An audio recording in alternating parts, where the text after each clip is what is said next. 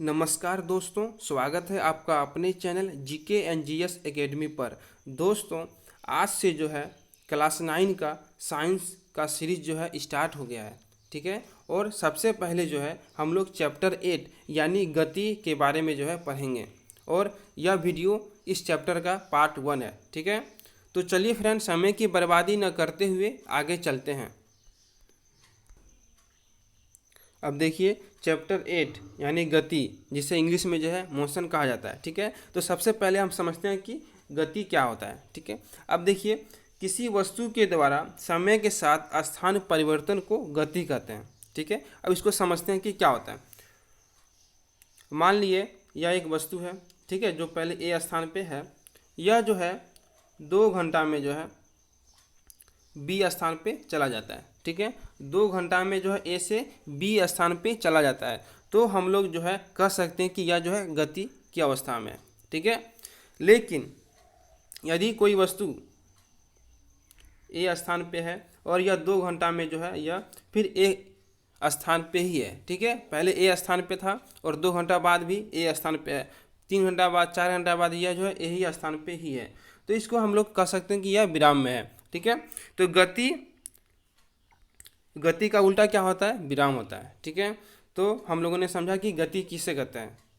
यदि कोई वस्तु जो है समय के साथ जो है अपना स्थान में परिवर्तन करता है तो हम लोग कहते हैं कि वह गति में है। ठीक है, जैसे यहाँ है चलती हुई बस। अब देखिए बस जो है चल रही है, यानी वह समय के साथ क्या कर रही है? स्थान में परिवर्तन कर रही है, तो हम लोग क्या कहेंगे? यह गति में है। ठीक है, अब समझते हैं कि गति के कितने प्रकार होते हैं। ठीक है, टाइप्स ऑफ मोशन। अब देखिए गति का जो प्रकार सबसे पहले है सरल रेखीय गति। इसमें क्या होता है कि कोई वस्तु जो है एक सीधी रेखा में गति करती है। ठीक है, एक सीधी रेखा में, जैसे ए से बी में गति है, सीधी रेखा में गति करती है, तो उसको हम लोग बोलते हैं सरल रेखीय गति। ठीक है, उसके बाद है वर्तुल गति। अब देखिए जो वर्तुल गति होता है, इसमें जो है कोई वस्तु जो एक वृत्ताकार पथ में जो है गति करता है। ठीक है, जैसे घड़ी का जो है सुई की गति, वह क्या करता है? एक वृत्ताकार पथ में गति करता है, तो यानी उसको हम लोग क्या कहेंगे? वह वर्तुल गति में है। ठीक है, उसके बाद है आवर्त गति। आप समझते हैं कि आवर्त गति क्या होता है। अब देखिए आप लोगों ने झूला का गति, झूला में ज़रूर बैठा होगा, तो झूला में क्या होता है कि झूला एक बार आगे जाता है, फिर एक बार पीछे जाता है, फिर आगे जाता है, फिर पीछे जाता है, तो यह क्या करता है कि अपना जो माध्य स्थिति है, ठीक है, उसके एक बार आगे पीछे दोलन करता है। तो हम लोग जो वस्तु जो है अपनी माध्य स्थिति से आगे पीछे दोलन करता हो, उसको हम लोग क्या कहेंगे? आवर्त गति में कहेंगे। ठीक है, जैसे झूला का गति, उसके बाद एक लोलक का जो गति होता है वो भी जो है दोलन गति के अंतर्गत यानी आवर्त गति के अंतर्गत आएगा। ठीक है, उसके बाद है एक समान गति और असमान गति। ठीक है, यह जो है हमारे सिलेबस में है, इस पर जो है हम लोग विस्तार से अध्ययन करेंगे। तो चलिए चलते हैं। अब देखिए सबसे पहले जो है एक समान गति। इसमें क्या होता है कि जब कोई वस्तु समान समय अंतराल में समान दूरी तय करती है तो उसको हम लोग क्या कहेंगे? एक समान गति कहेंगे। ठीक है, अब देखिए हम लोग जो है इसको समझते हैं। जैसे मान लिए यह एक वस्तु है, ठीक है, जो सबसे पहले जो है ए स्थान पे है। यह जो है 1 घंटा में जो है 5 किलोमीटर दूरी तय करता है और बी स्थान पे जो है पहुंच जाता है। 1 घंटा में 5 किलोमीटर दूरी तय करता है और बी स्थान पे पहुंच जाता है। फिर अगले 1 घंटा में बी से जो है सी पे आ जाता है और 5 किलोमीटर ही दूरी तय करता है। तो यहाँ हम देख रहे हैं कि जो है 1 घंटा में 5 किलोमीटर, फिर अगले 1 घंटा में फिर 5 किलोमीटर दूरी तय कर रहा है। तो इसमें देख रहे हैं कि जो समय अंतराल है 1 घंटा का है और दूरी कितना है? 5 किलोमीटर दोनों में। तो यहाँ पे समान समय अंतराल में समान दूरी जो है तय हो रहा है, तो इसको हम लोग क्या कहेंगे? एक समान गति कहेंगे। क्या कहेंगे? एक समान गति। ठीक है, यहाँ पे जो उदाहरण दिया गया है घड़ी की सुइयों की गति, यह भी क्या हो जाएगा? एक समान गति हो जाएगा। ठीक है, क्योंकि यह जो घड़ी की जो सुई होता है वह समान समय अंतराल में समान दूरी तय करता है। उसके बाद है अगला असमान गति। अब समझते हैं कि असमान गति क्या होता है। अब देखिए एक समान गति का जो है उल्टा होता है असमान गति। इसमें क्या होता है कि समान समय अंतराल में जो है असमान दूरी तय होता है। ठीक है, समान समय अंतराल में असमान दूरी। अब देखिए इसको समझते हैं।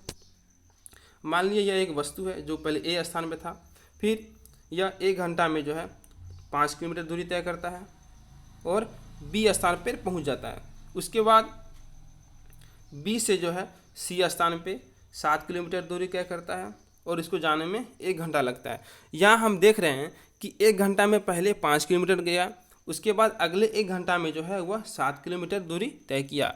यानी समय अंतराल 1 घंटा का ही है, लेकिन दूरी जो है पहले 5 किलोमीटर था, अब हो गया 7 किलोमीटर। तो यह दूरी जो है समान नहीं है। तो इसको हम लोग क्या कहेंगे?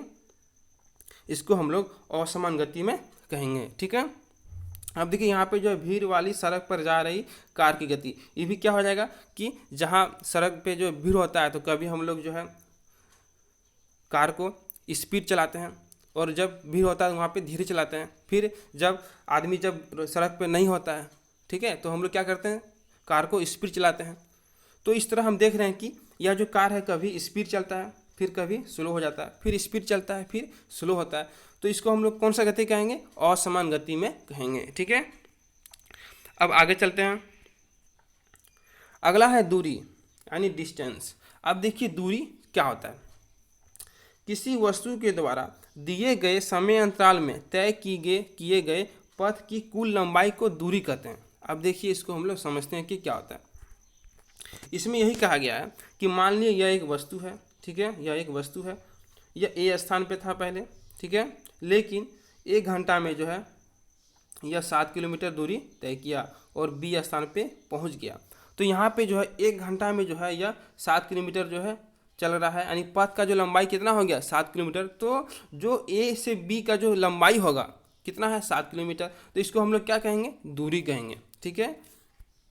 और दूरी जो होता है यह अदिश राशि होता है। क्या होता है? अदिश राशि। अब देखिए अदिश राशि क्या होता है इसको समझते हैं। अब देखिए राशि जो है 2 तरह का होता है, एक होता है सदिश, दूसरा होता है अदिश। ठीक है। सदिश को जो है हम लोग वेक्टर कहते हैं, यानी सदिश राशि यानी वेक्टर क्वांटिटी। उसके बाद अदिश राशि जिसको हम लोग स्केलर क्वांटिटी कहते हैं। अब देखिए जो सदिश होता है यह वह राशि होता है जिसमें दिशा, ठीक है, दिशा और परिमाण, दिशा और परिमाण जो है दोनों की आवश्यकता होता है, उसको हम लोग क्या कहेंगे? सदिश राशि। ठीक है। लेकिन अदिश राशि में जो है उसमें सिर्फ जो है परिमाण का आवश्यकता होता है, लेकिन दिशा का आवश्यकता नहीं होता है। ठीक है। दिशा उसमें जो है नहीं होता है, क्या होता है उसमें? परिमाण होता है। तो उसको हम लोग क्या कहेंगे? अदिश राशि। ठीक है, यानी स्केलर क्वांटिटी। तो यहाँ पे जो दूरी जो है यह कौन सा राशि है? यह अदिश राशि है। कौन सा राशि है? अदिश राशि है।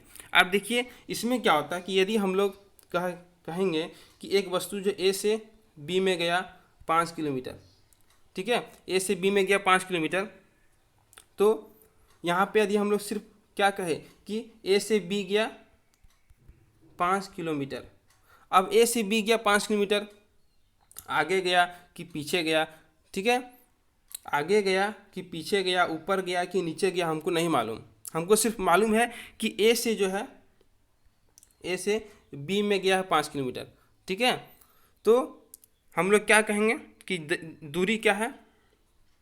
दूरी जो है एक अदिश राशि है। ठीक है। यदि हम लोग इसको इसीलिए कहते हैं क्योंकि हम सिर्फ बोलते हैं क्या कि दूरी 5 किलोमीटर, 7 किलोमीटर, 10 किलोमीटर, 12 किलोमीटर, तो हमको पता नहीं है कि 5 किलोमीटर किधर जा रहा है, 7 किलोमीटर किधर जा रहा है, ऊपर जा रहा है कि नीचे जा रहा है, दायां जा रहा है कि बायां जा रहा है, हमको नहीं मालूम है। सिर्फ हमको क्या मालूम है? इसका परिमाण मालूम है। ठीक है, कितना है? 5 किलोमीटर है, 7 किलोमीटर है, 10 किलोमीटर है, लेकिन हमको इसका दिशा नहीं मालूम है। ठीक है। तो इसके लिए हम लोग क्या कहेंगे? अदिश राशि कहेंगे। ठीक है। और इसका जो मात्रक होता है एसआई मात्रक, इसका क्या होता है? मीटर होता है, जिसको जो है हम लोग स्मॉल लेटर जो है एम से डिनोट करते हैं। ठीक है। अब देखिए यहाँ पे कहा गया कि यह जो है सदैव धनात्मक होता है। क्या होता है? यह सदैव जो धनात्मक होता है, यानी यह नेगेटिव नहीं हो सकता है और जीरो भी यह नहीं हो सकता है। कोई वस्तु जो है यदि समय के साथ अपना स्थान परिवर्तन कर रहा है तो वह जो है कुछ न कुछ दूरी जो है तय करता ही है, ठीक है, कुछ न कुछ दूरी को वह तय करता ही है यदि वह समय के साथ अपना स्थान में परिवर्तन कर रहा है, ठीक है। इसलिए जो है यह जीरो नहीं हो सकता है। अब देखिए जो दूरी होता है, दूरी बराबर क्या होता है, चाल गुना समय, ठीक है। चाल क्या होता है कि इकाई समय में तय की गई दूरी को हम लोग जो है चाल कहते हैं। इसका जो मात्रक होता है मीटर पर सेकेंड होता है और समय का जो मात्रक क्या होता है, सेकेंड होता है, ठीक है। अब देखिए दूरी का मात्रक क्या होता है, मीटर। तो यह जो है कैसे आया, हम लोग देख लेते हैं। दूरी बराबर क्या हो गया, चाल गुना समय। चाल का मात्रक क्या होगा, मीटर पर सेकेंड, गुना क्या हो जाएगा, सेकेंड। तो सेकेंड से सेकेंड कट जाएगा, बचा मीटर। इसीलिए दूरी का मात्रक क्या होगा, मीटर होगा, ठीक है। अब आगे चलते हैं। अगला है जो है डिस्प्लेसमेंट यानी विस्थापन। क्या है, विस्थापन, जिसे इंग्लिश में जो है डिस्प्लेसमेंट कहा जाता है। अब देखिए यह क्या होता है, किसी वस्तु की प्रारंभिक और अंतिम स्थिति के बीच की न्यूनतम दूरी को जो है वस्तु का विस्थापन कहता है। यानी प्रारंभिक स्थिति पहले कहाँ था, ठीक है। यदि मान लीजिए कोई वस्तु जो है पहले ए स्थान पे था, फिर जो है ए से जो है बी स्थान पे गया, तो ए हो गया प्रारंभिक स्थिति और बी हो गया अंतिम स्थिति, और दोनों का बीच का जो न्यूनतम दूरी होगा उसको हम लोग क्या कहेंगे, विस्थापन कहेंगे, ठीक है। और यह जो है सदिश राशि है। इसका जो मात्रक जो है, इसका भी मात्रक मीटर होता है, ठीक है। और यह धनात्मक और ऋणात्मक और शून्य कुछ भी हो सकता है, यानी यह प्लस भी हो सकता है, माइनस और जीरो भी हो सकता है। अब समझते हैं कैसे। मान लिए कोई वस्तु है, ए से जो है पहले बी में गया, ठीक है, ए से बी में गया, और सॉरी यहाँ पे जो है हल्का लंबा करना होगा हमको। पहले ए से बी में गया, ठीक है, और बी से जो है सी में गया। तो यहाँ पे जो है ए से बी में गया, बी से सी में गया, तो यहाँ पे विस्थापन क्या हो जाएगा, प्रारंभिक स्थिति ए, अंतिम स्थिति सी, ए और सी के बीच की दूरी हो जाएगा, ये हो गया विस्थापन। लेकिन यहाँ पे जो है प्लस में है, लेकिन यही जो है ए से बी में गया और बी से जो है वह सी में गया, ठीक है। पहले ए से बी में गया और फिर बी से जो है वह सी में गया। तो यहाँ पे हम देख रहे हैं कि ए से पहले बी में जाता है और फिर बी से जो है सी में जाता है। तो यहाँ पे जो है प्रारंभिक स्थिति क्या हो गया, ए, और अंतिम स्थिति क्या हो गया, सी। तो यह जो है इसमें ए से लास्ट में जो है मेरा न्यूनतम दूरी क्या हो जाएगा, ए से सी हो जाएगा, यानी ए सी जो है मेरा न्यूनतम दूरी हो जाएगा। तो यह किस में आएगा, यह माइनस में आएगा। किस में आएगा, माइनस में आएगा, ठीक है, क्योंकि यह वस्तु जो है प्रारंभिक स्थिति से जो है बायां तरफ गया। किधर गया, बायां तरफ गया, तो यानी लेफ्ट साइड गया। तो इसको हम लोग क्या लेंगे, नेगेटिव में लेंगे, ठीक है। तो इसीलिए यहाँ पे क्या हो जाएगा, ऋणात्मक। अब देखिए यदि कोई वस्तु जो है ए से बी में गया और पुनः जो है बी से फिर ए में आ गया, यानी यहाँ पे जो है प्रारंभिक स्थिति ए है और अंतिम स्थिति भी जो है ए है। जब दोनों स्थिति एक ही होता है तो विस्थापन जो है जीरो हो जाता है, यानी शून्य होता है। तो हम लोगों ने उदाहरण के माध्यम से जो है धनात्मक और ऋणात्मक और शून्य तीनों के बारे में समझ गया कि कैसे होगा। अब देखिए जो विस्थापन बराबर जो होता है वेग गुना जो है समय होता है, ठीक है। अब देखिए वेग क्या होता है, वेग और चाल में जो है अंतर है। वेग में क्या होता है कि इकाई समय में, ठीक है, इकाई समय में एक निश्चित दिशा में तय की गई दूरी को जो है वेग कहा जाता है। इकाई समय में एक निश्चित दिशा में तय की गई दूरी को वेग कहा जाता है, और इसका भी मात्रक क्या है, मीटर पर सेकेंड ही है, ठीक है, और समय का सेकेंड है, आप लोग को मालूम है। तो अब हम लोग जो है एक उदाहरण और एक उदाहरण के माध्यम से इसको अच्छा तरह से समझ जाते हैं। अब देखिए यहाँ एक वस्तु ए में है, यह जो है ऐसा गति कर रहा है और बी में जा रहा है। तो यहाँ पे जो ये जो गति है यह क्या होगा, दूरी होगा, टोटल जो लंबाई होगा रास्ता का। लेकिन जो न्यूनतम दूरी क्या हो जाएगा, ए बी, ये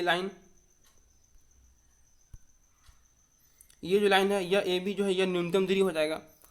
तो यहाँ पे जो न्यूनतम दूरी इसको हम लोग क्या कहेंगे, विस्थापन, ठीक है। अब आगे चलते हैं। अब जो है टॉपिक हुआ है औसत चाल, यानी एवरेज स्पीड। ठीक है, चाल के बारे में जो है हम लोगों ने समझ लिया है। अब हमको समझना है औसत चाल।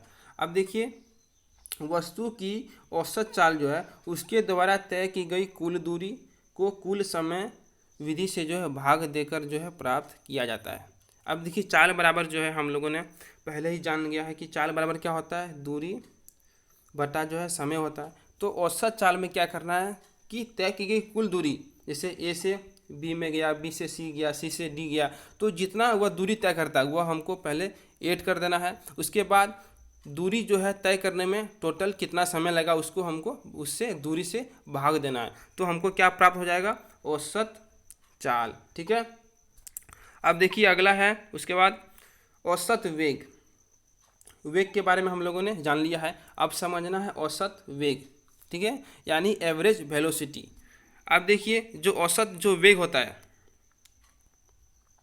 किसी वस्तु का जो है प्रारंभिक वेग और अंतिम वेग के अंकगणितीय माध्य के द्वारा जो है औसत वेग को प्राप्त किया जाता है। यानी इसमें जो है हमको क्या करना होगा कि जो पहले प्रारंभिक वेग जो है कितना है, उसमें जो है हमको अंतिम वेग हमको ऐड कर देना है और उससे जो है हमको 2 से भगा देना है। ठीक है, यानी 2 से हमको क्या करना है, डिवाइड करना है। तो इससे क्या प्राप्त होगा, औसत वेग। ठीक है, एवरेज वेलोसिटी। अब समझते हैं आगे।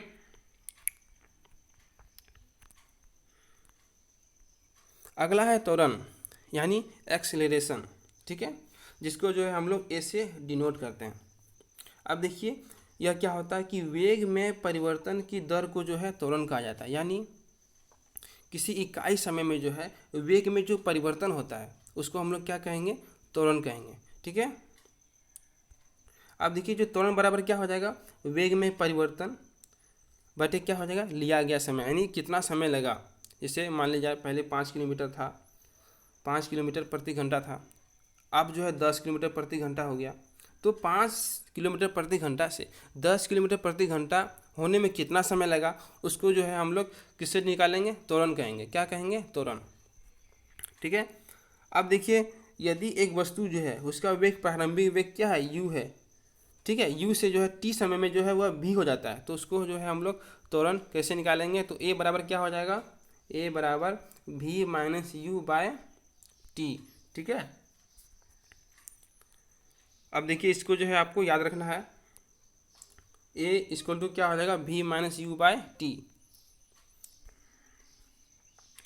अब देखिए, इसका जो मात्रक होता है, ऐसा ही मात्रक वह क्या होता है, मीटर पर सेकेंड स्क्वायर, मीटर पर सेकेंड स्क्वायर। ठीक है, इसको जो है हम लोग मीटर एस पर पावर -2 भी लिख सकते हैं। अब देखिए, इसको समझते हैं कैसे होता है।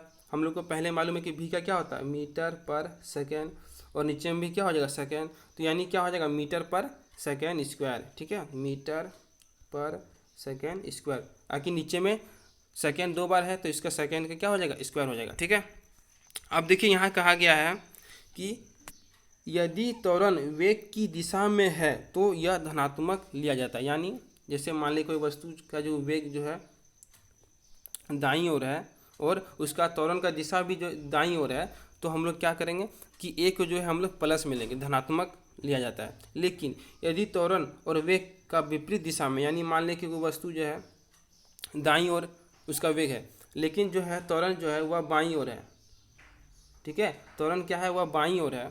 तो इसमें क्या होगा कि त्वरण जो है इसको हम लोग क्या लेंगे, ऋणात्मक में लेंगे, माइनस में लेंगे, जिसको जो है हम लोग मंदन कहा जाता है। ठीक है, यानी जो त्वरण ऋणात्मक में रहता है, नेगेटिव में रहता है, उसको हम लोग क्या बोलेंगे, मंदन बोलेंगे। ठीक है, यानी रिटार्डेशन, क्या कहेंगे इंग्लिश में इसे, रिटार्डेशन। अब जो है आगे चलते हैं। अब देखिए, जो त्वरण जो होता है वह 2 तरह का होता है। पहला होता है असमान त्वरण, ठीक है, और दूसरा होता है समान त्वरण। तो सबसे पहले समझते हैं कि समान त्वरण क्या होता है। यदि किसी वस्तु का वेग समान समय अंतराल में समान रूप से घटता है या बढ़ता है तो वस्तु के त्वरण को क्या कहेंगे, एक समान त्वरण। ठीक है, जैसे क्या होगा, स्वतंत्र रूप से गिर रही एक वस्तु की गति, यानी जो इसमें जो है क्या हो रहा है कि समान समय अंतराल में, ठीक है, यानी मान लीजिए कि 5 घंटा है समय अंतराल, तो हर एक यानी पर जो है 5 घंटा में जो है उसका जो है वेग जो है एक समान बढ़ता है। यानी मान लिया कि पहला जो है वस्तु 5 घंटा में जो है उसका वेग जो है 5 किलोमीटर प्रति घंटा था, फिर 10 घंटा में जो है फिर 10 किलोमीटर प्रति घंटा हो गया। तो यानी जो दूरी यानी जो इसमें क्या हो रहा है कि वेग जो है वेग समान है, समान रूप से बढ़ रहा है 5 5 5, और समय भी क्या है मेरा कि 5 घंटा। अगर मतलब कि इसमें समय अंतराल भी मेरा 5 घंटा का है ना, तो इसको हम लोग क्या कहेंगे, एक समान त्वरण कहेंगे, ठीक है। और इसका उल्टा जो है असमान त्वरण।